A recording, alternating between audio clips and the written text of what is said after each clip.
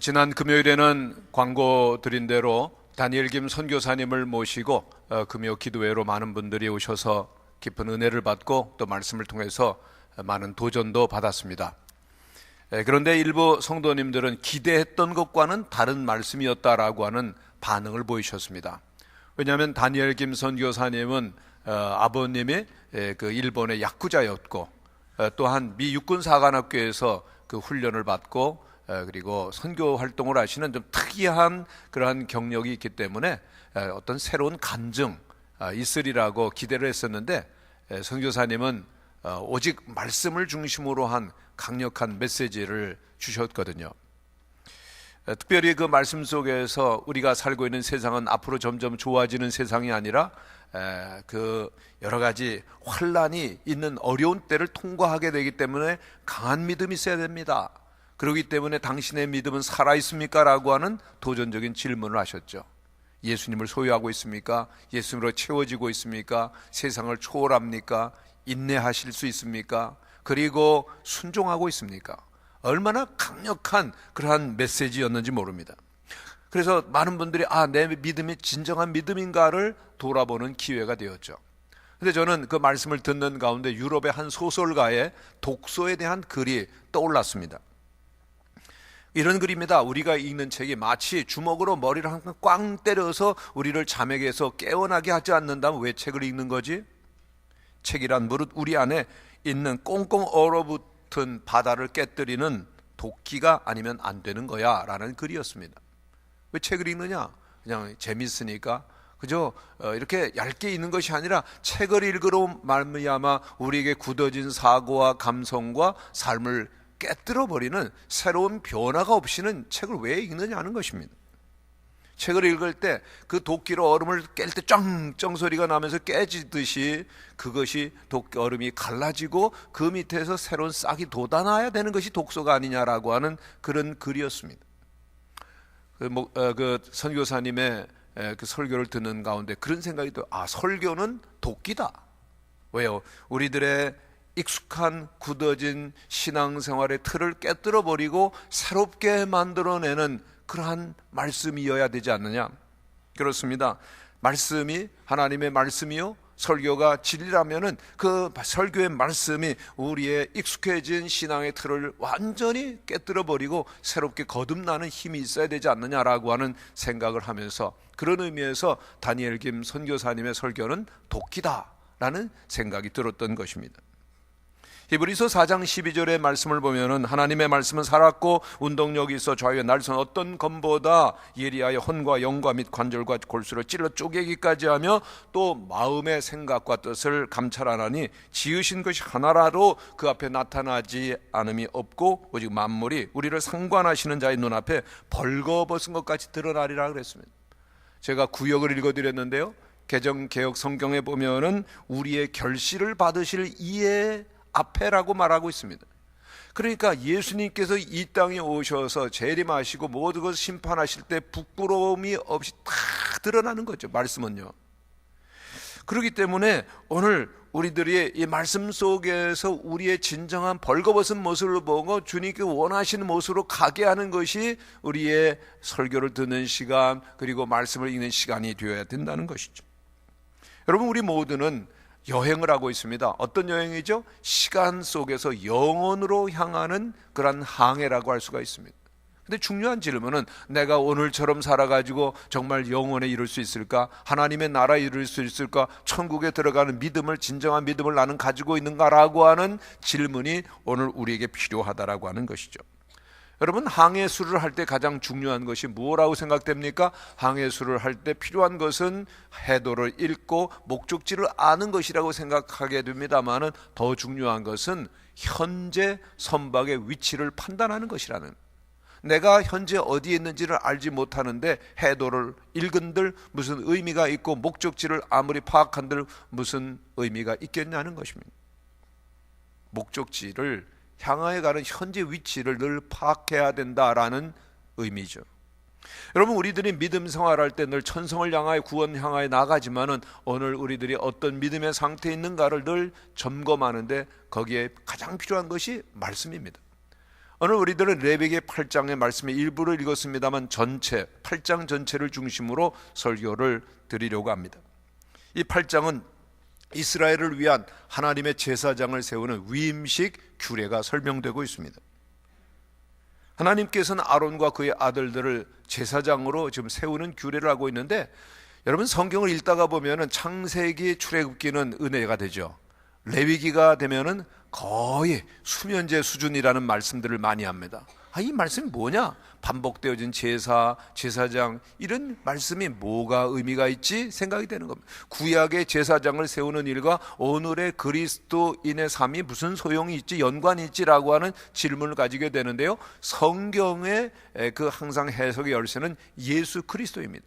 모든 제사, 예수님을, 십자가, 그리고 모든 제사장, 예수님을 뜻하는 겁니다. 특별히 구약 성경의 레위기에 나온 대제사장은 우리를 대속하실 예수 그리스도를 보여주는 것입니다. 그리고 대제사 옆에서 함께 제사를 드리는 그 제사장들, 오늘의 그리스도인들, 우리를 가리키는 것입니다. 그리고 레위기가 막 살아 움직이는 그러한 하나님의 말씀이 될 것입니다. 베드로전서 2장 9절에 보면 오직 너희는 택하신 족속이요 왕같은 제사장들이요 거룩한 나라요 그의 소유된 백성이니 그랬는데, 여기에 너희라고 하는 말씀은 오늘의 우리 그리스도인을 가리키는 겁니다. 그러니까 우리가 누구냐? 하나님 앞에 제사장이라는 것입니다. 왕같은 제사장이다. 여러분, 구약시대의 제사장은 얼마나 존귀한 신분이었는지 모릅니다. 영광스러운 하나님 앞에 나가서 하나님 앞에 제사를 드립니다. 예배를 드립니다. 그리고 하나님과 세상, 하나님과 백성 가운데 서서 그 백성을 위하여 중보하며 기도하죠. 하나님의 은혜와 축복을 백성들에게 전하는 일, 영광스러운 일입니다. 그 어떤 왕도 감히 넘볼 수 없는 높은 영광스러운 자리인 것입니다. 모든 백성들은 제사장을 하나님의 사람으로 인정하고 그리고 존경했습니다. 가장 존귀한 이스라엘의 그런 신분이 제사장이었습니다. 그런데 오늘 우리 신약시대를 살아가는 그리스도인들이 누구라고요? 오늘 우리들이 하나님 앞에 제사장이라는 것입니다. 그러므로 오늘 우리들의 신분이 어떻습니까? 너무 존귀하고 영광스러운 겁니다. 한번 따라 하시기를 바랍니다. 나는 영광스러운 존재입니다. 나는 존귀한 사람입니다. 나는 하나님의 사람입니다. 아멘이십니까? 성경이 그렇게 말씀하시죠. 여러분, 세상에 나가면 우리는 세상에서 별 볼 일 없는 존재로 비추어질 수도 있습니다. 배운 것도 가진 것도 존재감도 없을지 모르지만 성경은 안 그렇습니다. 우리는, 너희는 왕같은 제사장들이요 그랬습니다. 근데 제사장 하면 우리는 얼핏 교회 안에서 목회자 또 선교사님들 떠올릴 수 있지만은 아닙니다. 오늘 모든 하나님의 사람, 너희는 왕같은 제사장들이라고 그랬습니다. 제사장은 예수님을 상징하고 그리고 예수님을 믿는 그리스도인들을 보여주는 하나의 그림과 같은 것이라고 할 수 있다면, 중요한 질문은 나는 그러면 그렇게 존귀한 자로 오늘 살아가느냐라고 하는 것입니다. 이 레위기를 통해서 우리 그리스도인들의 오늘을 살아가는 모습이 어떠한가를 보면서 진정한 그리스도인들이 되어지는 은혜가 있게 되시기를 간절히 바랍니다. 첫 번째로 오늘 말씀 가운데 보면은 그 7절에서 9절 사이에 보면은 제사장은 하나님께서 디자인하신 영광스러운 옷을 입어야 됩니다. 제사장의 예복이 있는 거죠. 누가 만드셨는가? 하나님께서 디자인하셨고 하나님께서 명령하신 이 금실, 은실, 청색, 홍색실, 세마포 등으로 너무나도 아름답고 영광스러운 의미를 담은 옷을 만들어 입게 하십니다. 하나님께서 그 예복을 입은 사람을 보고 나의 사람이다, 나의 제사장이라고 인정하시고 모든 백성들도 그렇게 인정을 하는 것입니다. 제사장에게는 제사장 의복이 있다는 거죠. 그렇다면은 오늘 우리가 신약시대를 살아가는 우리가 제사장들이라면 오늘 우리들이 입어야 되는 옷은 무엇이죠? 여러분은 그리스도인들에서 어떤 옷을 입고 있으십니까? 여러분, 오늘 우리 그리스도인들이 입어야 되는 옷은 사람의 손으로 만들지 않은 그 구약시대에 입었던 제사장들이 입었었던 그 놀라운 영광스러운 옷과는 비교도 되지 않은 더 존귀한 옷입니다. 그것은 바로 예수 그리스도입니다. 세상을 살아갈 때 우리는 늘 예수로 옷 입어야 되죠. 로마서 13장 14절에 있는 말씀을 보면 오직 주 예수 그리스도로 옷 입고 정력을 위하여 육신의 일을 도모하지 말라고 말씀하고 있습니다. 모든 그리스도인들은 마땅히 누구로 옷 입어야 됩니까? 예수님으로 옷 입어야 된다는 얘기입니다. 지극히 높으신 하나님의 아들 예수님으로 완전히 옷 입을 수 있는 우리 그리스도인들이 되어야 되죠. 천군 천사도 그 예수님께는 절을 합니다. 오늘 우리들이 얼마나 좋은 게 아니야? 예수님으로 옷 입었다라고 하는 것입니다. 이를 인정하시는 성도님들이 되시기를 바랍니다. 예수님으로 옷 입지 않았다? 그럼 벌거벗은 자입니다. 인간의 수치와 그리고 인간의 부족함이 그대로 드러날 수밖에 없는, 예수로 옷 입으면 그것이 가리워지는 것이죠. 옷을 입는다는 것은 굉장히 여러 가지 의미를 내포합니다. 옷은 자기의 표현이라고 할 수가 있어요. 여러분, 질문을 드립니다. 옷을 가볍게 입으면 행동을 어떻게 할까요? 매우 어려운 질문이었죠? 가볍게. 옷을 무겁게 정장을 하면 행동도 정장을 따라서 가는 모습을 보게 되어집니다. 휴가 때면은요, 옷을 훌훌 벗고 좀 자유롭고 그리고 편안한 옷을 입고 그렇게 쉬고 싶은 거죠. 옷이라고 하는 것은 우리의 삶의 한 부분이고 우리의 존재 그대로의 표현이기도 한 것입니다. 우리의 마음의 생각과 태도를 우리는 나타냅니다. 제가 단추를 쫙 풀면은 어떻습니까? 그럼 편안해지고, 그러나 딱 우리들이 모든 정장을 하게 되면은 태도도 단정해지는 것입니다. 그런데 오늘 그리스도인들을 향해서 하나님께서는 예수로 옷 입으라 그런 말씀하십니다. 예수님이 나의 모든 것이 되시고, 예수님이 나의 존재의 모든 것이 되시고, 예수님이 나의 삶의 모든 것이 되어야 된다는 것입니다. 여러분, 오늘 예수로 옷 입으시기를 바랍니다. 근데 예수로 옷 입는다는 것 가운데 중요한 것이 있습니다. 어둠의 옷을 벗고 예수로 옷 입는 것이고, 한번 예수로 옷 입었으면 벗으면 안 되는 것입니다. 어둠의 일이 무엇입니까? 방탕하고 술 취하고 음란하고 호색하고 쟁투하고 시기하는 일, 이 모든 것 다 어둠의 일인데 다 벗어버리라. 빛의 옷을 예수로 옷 입고 살아가라는 얘기입니다. 왜요? 우리는 예수님을 만날 자들이기 때문입니다. 결산의 때 우리 예수님께는 곧 이 땅에 오실 줄로 믿습니다. 재림이 있죠. 예수님을 만날 생각을 하니까 예수로 옷 입고 빛의 자녀로 살아가는 것입니다. 시기, 다툼, 음란, 호색 다 내어버리고 술 취함과 어둠의 일을 벗어버리고 예수로 옷 입고 살아가시는 성도들 되시기를 간절히 축원합니다. 여러분, 우리들에게 잘 알려져 있는 위대한 신학자요 그리고 목회자였던 성 어거스틴, 예수 믿는 가정에서 태어났지만은 소년 시절부터 방황하고 오랜 방탕 끝에 또 이교도에 갔다가 그리고 주님께 돌아옵니다마는 죄의 뿌리라는 게 그렇게 쉽게 뽑히질 않습니다. 술 취하고 방탕하고 음란했었던 삶을 뿌리 뽑을 수가 없었습니다. 그래서 내가 교회를 나오고 예수를 믿는데 왜 이렇게 더러움 속에 있는가 늘 고민이 많이 됐습니다. 어느 날이었습니다. 정원에 앉아 있는데 그 정원 밖에 어린이들이 지나가면 노래를 부르는데, 들어, 집어서 들고 읽어라, 집어 들어 읽고 읽어라, 그런 말이 자꾸 노래가 들려오는데 하나님의 음성으로 자꾸 마음에 들려오는 겁니다. 그래서 문득 앞에 있는 성경을 집어 들고 읽어서 펴서 보는데 로마서 13장 말씀이었습니다.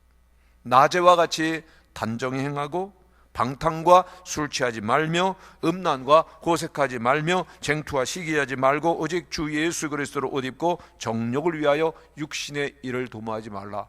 도끼와 같은 말씀이 쫙 하고 마음을 깨뜨리는 겁니다. 그 말씀을 읽을 때 그 얼음과 같은 부분이 딱 깨지고 가슴이 뜨거워집니다. 말씀 앞에 완전히 굴복합니다. 끊어야 되는 줄 알면서 끊지 못했던 것들이 다 끊어지고 어둠에서 빛으로 돌아오고 성 어거스틴으로 태어나게 되었습니다. 여러분, 세상을 살아가는 사람들은 크게 두 종류가 있습니다. 하나는 세상을 쫓아가는 육신의 쾌락과 만족을 위해서 살아가는 자가 있습니다. 두 번째는 그리스도인들인데 육신이 아닌 영혼을 위해 살아가는, 영적인 세계를 위해 살아가는 존재들이죠. 근데 안타까운 것은 그리스도인들 가운데도 여전히 육의 일을 따라가고 있는 육신적 그리스도인들이 있다라고 하는 것입니다. 근데 오늘은 여러분 결단하시기를 바랍니다. 어둠에 있을 것이냐, 빛에 있을 것이냐, 육신에 있을 것이냐, 영에 있을 것인가를 선택하는 귀한 결단이 있게 되시기를 축원합니다. 여러분, 육신을 쫓는 자들은 자기를 위해 삽니다. 세상을 위해 살아갑니다. 육신적인 쾌락이 목적입니다. 그러나 우리 그리스도인들은 언제나 다시 오실 예수님을 만날 준비를 합니다. 거룩함과 그리고 의로움을 가지고 사는 것이죠.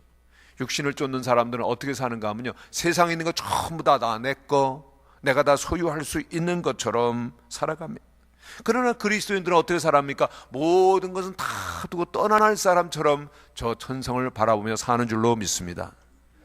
예수 그리스도 옷 입고 사는 자들의 특징이 있습니다. 항상 주님을 생각하고 예수님을 기쁘시게 하기 위해 사는 것이죠. 세상을 쫓는 사람과 그리스도는 완전히 다른 것입니다. 구별됐다는 것입니다. 한번 따라 하시기를 바랍니다. 구별되었습니다. 이제 후로 여러분들이 완전히 결단하시고 예수로 옷 입고 예수를 따라가는 성도들이 되시기를 바랍니다. 언제 예수님이 오셔도 부끄럽지 않도록 깨어있는, 잠에서 깨어나는 성도들이 되시기를 축원합니다. 두 번째로 그리스도인들은 항상 새로운 존재감을 가져야 됩니다.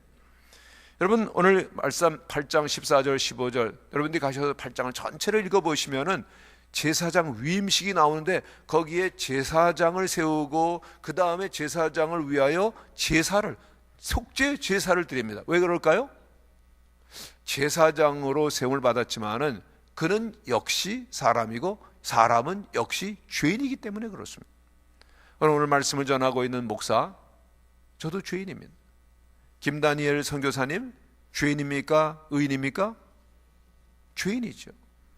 제가 말씀드리는 것은 누구나 다 예수님을 필요로 하는 죄인이라는 것입니다. 그런데 예수님께서는 죄인을 위하여 십자가에서 피 흘려 돌아가시는 단 한 번의 제사를 드렸습니다. 구약 성경에 나오는 모든 제사는 바로 예수님의 십자가의 보혈을, 그리고 또한 속죄를 의미하는 것입니다. 여러분, 그런데 마귀는 우리를 늘 공격합니다. 넌 죄인이다, 넌 죄인이다, 네가 뭘 하겠느냐라고 하는 그러한 공격을 계속하는 것입니다. 그러나 꼭 기억할 것은 우리 가운데 그 누구도 완벽한 사람은 없지만은, 다 죄를 짓고 넘어질 수밖에 없지만은, 그러나 우리를 위해서 속죄의 제사가 준비되어 있다는 것입니다. 얼마나 여기 제사를 열심히 드리는가 하면요, 33절 이하에 보면은 제사장으로 세움을 받는 사람을 위해서 7일 동안 계속해서 속죄 제사가 일주일 동안 드려지는 것입니다. 밤에도 드리고 그의 가족들을 위해도 드리고 제단에 뿔까지도 다 피를 바르고 깨끗하게 하는 거. 왜요? 영적인 공격이 계속해서 오기 때문에 그렇습니다. 그러나 예수님의 피가 공급되게 되어질 때, 예수님의 피가 빨라지게 되어질 때 의롭다고 인정을 받고 승리하게 되기 때문에 그렇습니다. 성도 여러분, 우리들에게는 세상의 공격이 있고 사단의 공격이 있지만은 늘 우리를 위해서 중보하시는 예수님이 계시는 것을 기억하시기를 바랍니다. 여러분, 구약 성경에는 소나 양이나 염소로 그렇게 제물을 삼아 드렸지만은 예수님은 당신의 몸을 단번에 우리를 위한 속죄 제사로 드린 것입니다. 그래서 예수님 앞에 나가게 되면 우리의 모든 허물과 과거를 다 덮어주시는 것입니다. 새로운 피조물이 된 것입니다.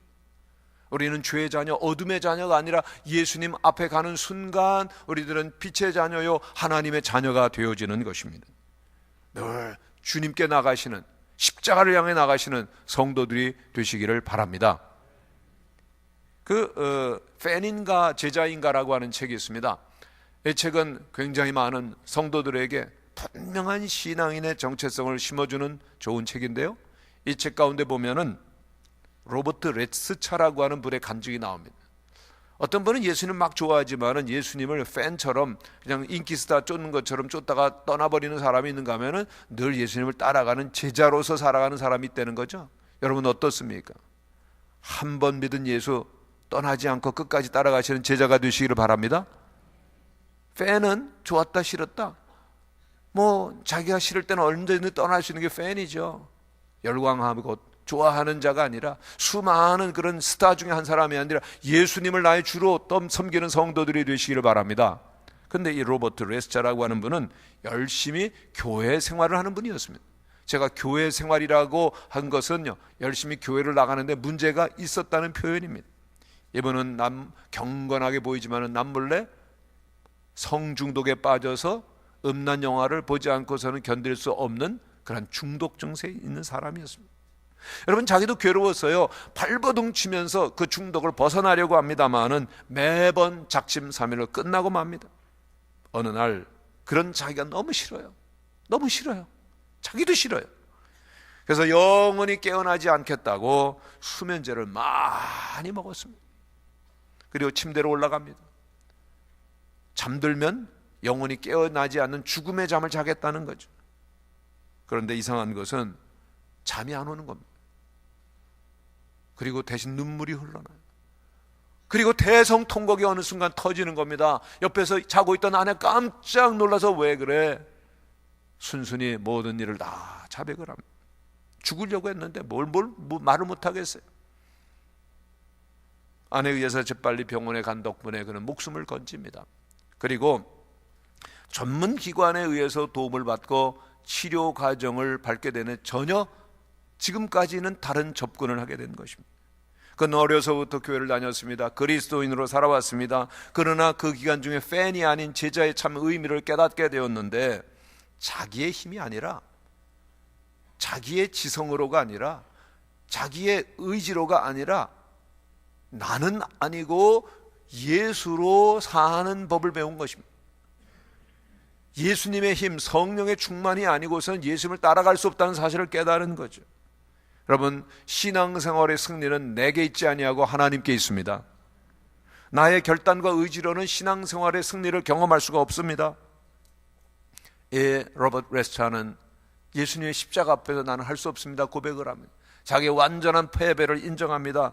그리고 주님을 의지하는 데 겸손히 매일매일 주님과 함께 동행하니까 점점 자유함이 생기고, 그리고 그 중독을 벗어나게 됩니다. 할렐루야. 그리고 로버트 레스차는 고백을 합니다. 나는 이제 팬이 아니고 제자입니다. 성도 여러분, 한번 따라 하시기를 바랍니다. 나는 예수님의 제자입니다. 예수님의 제자는 늘 예수님의 손을 붙들고 나아가는 것입니다. 여러분, 우리에게 제일 중요한 것이 뭡니까? 우리에게는 중보자 예수님이 있다라고 하는 것입니다. 사단은 계속 우리를 허물을 공격하고 우리의 실패를 공격하고 과거를 들추어낼 것입니다. 그러나 예수님은 우리를 다 덮어주시는 분이시죠. 간음의 현장 가운데 붙잡혀온 한 여인이 있었습니다. 유대인의 율법에 의하면은 돌로 쳐 죽여야죠. 성난 서기관들과 바리새인들이 예수님께 이 여인을 어떻게 할까요? 돌로 쳐 죽일까요? 말까요? 분노하는데 예수님 말씀하십니다. 너희 중에 죄 없는 자가 돌을 들어 치라. 양심의 가책을 받은 모든 사람이 하나 둘 다 떠나고 맙니다. 예수님과 그 여인만 남았을 때 예수님께 말씀하십니다. 나도 너를 정죄하지 아니하노라. 그러나 가서 다시는 죄를 범하지 말라. 중요한 것입니다. 용서받은 자로서, 예수님을 만난 자로서 해야 될 일이 있습니다. 또다시 똑같은 죄에 빠지지 않는 은혜가 있게 되시기를 바랍니다. 여기에 우리의 결단이 필요합니다. 여기에 우리의 의지가 있어야 됩니다. 늘 예수님만 바라보며 나아가는 것입니다. 아멘. 예수님만 바라보며 나아가시는 성도님들이 되시기를 축원합니다. 다시는 죄로 짓는 과거로 돌아가지 않기 위해서 우리에게는 중보자 예수 그리스도 십자가가 필요한 것입니다. 우리는 죄를 짓죠. 완벽하지 않죠. 넘어지죠. 그러나 우리는 우리를 공격하는 사단의 소리, 비난하는 소리를 들을 필요가, 네가 무슨 가치가 있냐, 네가 무슨 자격이 있느냐, 너는 넘어지는 자다. 그러나 하나님에는 무한한 것입니다. 무한한 은혜는 자격이 없어도 거저 주시는 선물입니다. 누구도 은혜를 받을 자격이 없지만 예수 그리스도 안에 있는 자에게는 무한한 용서와 새롭게 하시는 능력이 주어지는 것을 믿고 주님께 나아가시는 성도들이 되시기를 바랍니다. 왜? 우리가 주님께 존귀하기 때문에, 가치가 있기 때문에. 하나님께는 우리가 얼마나 가치가 있는가 하면요, 우리를 구원하기 위해서는 예수는 십자가에 못 박으실 만큼 우리가 주님께 존귀한 자입니다. 여러분, 우리들이 가치가 있고 존귀한 것은 우리들이 뭐 많이 배워서, 많이 일을 해서, 많이 헌금을 해서, 많이 봉사해서가 아닙니다. 여러분, 우리의 가치는 십자가 속에 있는 것입니다. 십자가 속에 우리의 진정한 모습이 있습니다. 예수님께서 나를 용서하시고 나를 사랑하시고 하나님의 자녀가 되게 하셨습니다. 아멘. 예수님을 믿는 사람은 어떤 존재냐? 예수님의 십자가 밑으로 나가서 나는 죽고 예수로 사는 거죠. 바로 그것이 제사의 의미인 것입니다. 나는 죽고 예수로 산다. 한번 따라 하시기를 바랍니다. 나는 죽고 예수로 삽니다. 날마다 이 사실을 알아야 됩니다. 그래서 성경을 보는 겁니다. 성경을 보지 않으면 세상의 모든 온갖 정보들이 우리를 혼란하게 만듭니다. 그러나 성경만이 너는 하나님께 존귀한 자다, 하나님 홀로 영광을 받을 자다 라고 하는 것을 알려주게 되는 줄로 믿습니다. 여러분, 이 위임식을 보면은 아침, 점심, 저녁, 번제, 송아지 계속 드리는 것입니다. 얼마나 거룩하게 깨끗하게 구별되어야 되는지 일주일 동안 계속 드려지는 겁니다. 계속해서 은혜가 필요하다고 하는 것입니다. 주님의 은혜 날마다 십자가 그리스도의 보혈이 없이는 누구도 하나님 앞에 설 수 없음을 보여주는 거기 때문에 매일매일 매 순간순간 주님의 십자가를 붙들고 나가시는 성도들이 되시기를 축원합니다. 주님의 능력 안에서 우린 서는 것입니다. 내게 능력 주시는 자 안에서 내가 모든 것을 할 수 있다. 모든 것을 할 수 있는 비결은 내게 능력 주시는 자 안, 예수님 안에 머무는 성도들이 되시기를 축원합니다. 골로새서 3장 2절에 보면 위의 것을 찾으라, 거기는 그리스도께서 하나님 우편에 앉아 계시느니라. 위의 것을 생각하고 땅의 것을 생각지 말라고 말씀하시는 것입니다. 이는 너희가 죽었고 너희 생명이 그리스도와 함께 하나님 안에 감춰졌기 때문이라고 말씀합니다. 늘 예수님을 생각하고 예수님 안에 내가 있는 것을 바라보시고 주님께서 내 안에 사시는 놀라운 은혜를 경험하시는 성도들이 되시기를 바랍니다. 세 번째로, 그리스도인으로 살려면 새로운 삶이 필요합니다. 제사장 위임식을 하는데 특별한 모습이 22절 오늘 본문에 나타나 있는데, 수양을 잡은 다음에는 그 피를 오른쪽 귓불이, 그리고 오른쪽 엄지손가락, 그리고 오른쪽 엄지발가락에 피를 바르라고 말씀하고 있습니다. 제사장이 된다는 것, 피 곧 예수님의 보혈을 의미하는데요, 예수님의 피로 씻음 받아야 된다는 얘기를 하는 건데, 여기 귀를 씻는다는 게 뭘까요? 여러분, 우리의 귀가 거듭나야 된다는 겁니다. 우리의 귀가 거듭나서 신령한 하나님의 음성을 듣는 귀가 되시기를 바랍니다. 우리는 하나님의 사랑받는 자녀입니다. 이사야 43장 4절에 보면 내가 너를 보배롭고 존귀하게 여기고 너를 사랑하였다고 말씀하고 있습니다. 너무 존귀한 자죠. 근데 이 사랑받는 자라고 하는, 존귀한 자라고 하는 말씀해 주는 것은 세상에서는 없습니다. 성경 말씀에만 있는 것입니다. 성경을 읽지 않고서는요, 결코 그리스도인으로 설 수가 없고 은혜를 받을 수가 없는 겁니다. 말씀과 은혜는 함께 가는 거죠. 우리 교회에 지금 재수하는 여자 청년이 있습니다. 근데 그 청년은 예배 때마다 졸았답니다. 여러분, 조는 분 계시죠? 근데 예배 때 오기만 하면 왜 이렇게 졸린지 계속 잤다는 겁니다. 근데 이번 성경 읽기 말씀 대행진을 하면서 변화가 일어났는데, 성경을 읽고 오니까 주일날 설교를 하는데 읽은 본문 중에서 설교를 하니까 내가 아는 내용인데, 내가 본 말씀인데, 그래서 잠이 안 오더랍니다. 자려고 해도 잠이 안 온답니다. 그래서 예배가 재미있고 은혜를 받게 되고, 그리고 또한 재수생이니까 도서관에 가서 공부를 하는데, 또 공부하기 전에 성경을 읽으니까 이 공부가 더 잘 되더라는 얘기입니다. 아멘. 말씀이 우리의 귀를 열어주고 신령한 눈을 열어주는 줄로 믿습니다. 그런데 또 우리의 그 제사장의 오른쪽 엄지 손가락, 오른쪽 엄지 발가락에 바르라는 건 뭐죠? 의미는 단순합니다. 우리의 손도 발도 다 주님께 드려서 주님의 도구가 되라는 거죠. 이제 우리 손은 예수님의 보혈을 통하여서 내 손이 아닙니다. 누구를 때리는 손, 뺏는 손, 도적질하는 손, 저주하는 손이 아니라 예수님의 축복하는 손길이 돼야 될 줄로 믿습니다. 예수님의 복음을 전하는 발길이 돼야 됐죠. 그전엔 내가 원하는 대로 막 다녔습니다. 그러나 이 발이 예수님의 보혈을 묻힌다면 예수님의 발이 된 거예요. 한번 손 들어보시기를 바랍니다. 손 있는 분만 들어주시기를 바랍니다. 예, 다 손 드셨어요. 이 손은 내 손이 아니고 예수님의 손입니다. 아멘. 상처받은 자를 쓰다듬어주고 축복하고, 그리고 또한 위로하는 손길이 될지언정 이 손으로 예수님께서 이 손을 위해서 십자가에 못 박혀 이 상처난 손을 보면서도 우리가 때리고 저주한다면 우리는 그리스도인인가요? 그리스도 예수님이 내 안에 계시다면 그리스도의 보혈로 우리의 손과 발을 씻었다면 어찌 그렇게 살 수 있겠느냐라고 하는 것을 보여주는 것입니다. 그렇습니다. 진정한 그리스도인의 삶의 초점은 나에게 있지 않고 이웃에게 있습니다. 그리스도의 변화는 나 자신을 위한 변화가 아니라 이웃을 섬기기 위한 변화이지요. 얼마나 많이 가졌는가가 그리스도인에게 중요한 것이 아니라 어떻게 우리가 이웃을 위해 선용하느냐가 중요한 것입니다. 그 헌신은 일상생활 속에서 일어나는데 일상에는 세 가지 영역이 있습니다. 시간과 그리고 재능과 물질이라고 하는 겁니다. 그런데 얼마나 많은 사람들이 이것에 애착하는지 모릅니다.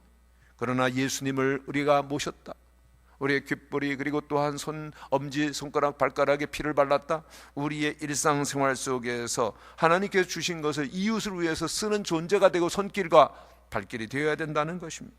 여러분, 초대교회에서는요, 신앙생활하는 게 힘들었습니다. 예수 믿는 것 때문에 박해받고 순교하고 그리고 집을 떠나야 되는 일들이 많았습니다.